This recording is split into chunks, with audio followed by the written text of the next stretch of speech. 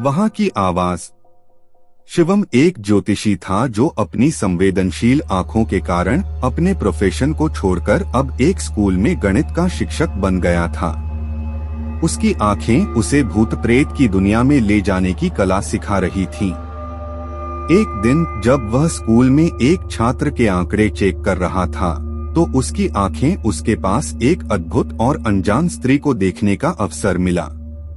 स्त्री का रूप उसे परिचित लग रहा था, लेकिन उसकी पहचान करने में वह असमर्थ था। जब वह छात्र से छुट्टी ले रहा था, तो वह छात्र अपने दोस्त रोहित को मिलने आया था। रोहित भी ज्योतिष्य का शौकीन था और उसे वह स्त्री पहचानी गई। यह तो लायका है, वह राजकुमारी लक्ष्मी है, जिसकी मौत कई साल पहले एक अद्भुत और भयानक घटना में हुई थी, रोहित ने बताया। शिवम हैरान था, लेकिन मुझे उसे एक और जगह देखा था। रोहित मुस्कराया, हाँ, उसे ज्योतिष की दुनिया में प्रवेश करने की क्षमता है। यह कहानी सुनते हैं कि राजकुमारी लक्ष्मी की आत्मा अब भी इस स्कूल में घूमती है और वह अपने प्यारे पति को खोज रही है। शिवम को वह स्त्री अब भी परेशान कर रही थी और वह उसे दोबारा देखने के लिए उसी कमरे में वापस गया।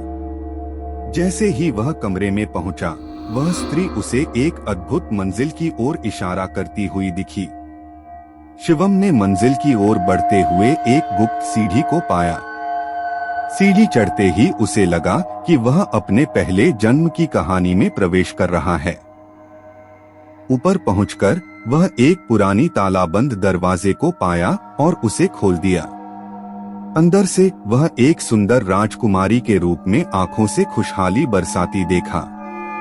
राजकुमारी उसे धन्यवाद देती हुई बताई कि वह उसे इस दुनिया में बुलाने के लिए आई है, क्योंकि वह अब भी अपने प्यारे पति के प्रति वफादार थी। राजकुमारी ने शिवम से एक अद्भुत तालिका दिया और कहा, यह तालिका तुम्हें ज्योतिष की दुनिया में राजकुमारी लक्ष्मी की प्रतिबिंब के साथ ले जाएगा। जब भी तुम चाहो, तुम इसके माध्यम से मेरे पास आ सकते हो। शिवम थोड़ा आश्चर्यचकित था, लेकिन उसने तालिका ले ली। जैसे ही वह वापस आया, रोहित ने उसे पूछा, तुम कहाँ गए थे?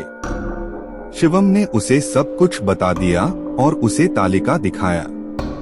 रोहित हैरान था, लेकिन उसने शिवम को धन्यवाद दिया, क्योंकि अब वह भी राजकुमारी लक्ष्मी के साथ मिलकर उसे मदद कर सकता था। दिन बीतते गए और राजकुमारी लक्ष्मी की आत्मा और शिवम के बीच एक गहरी मित्रता बढ़ती गई। एक दिन जब रोहित और शिवम स्कूल में थे, एक अद्भुत आवाज आई और राजकुमारी ने शिवम को अपने पति से मिलने की कहा। शिवम और रोहित एक अद्भुत जगह पहुंचे, जहां उन्होंने राजकुमारी और उसके पति को एक साथ मिलते हुए देखा। उनकी मिलन से सारे कष्ट और दुख दूर हो गए। इस प्रकार शिवम की जीवन की यात्रा अद्भुत और अनोखी हो गई। उसने अपनी आंखों की मदद से अद्भुत दुनिया का अनुभव किया और अपने प्रेम और साहस से एक अद्भुत कहानी को जीता। वहां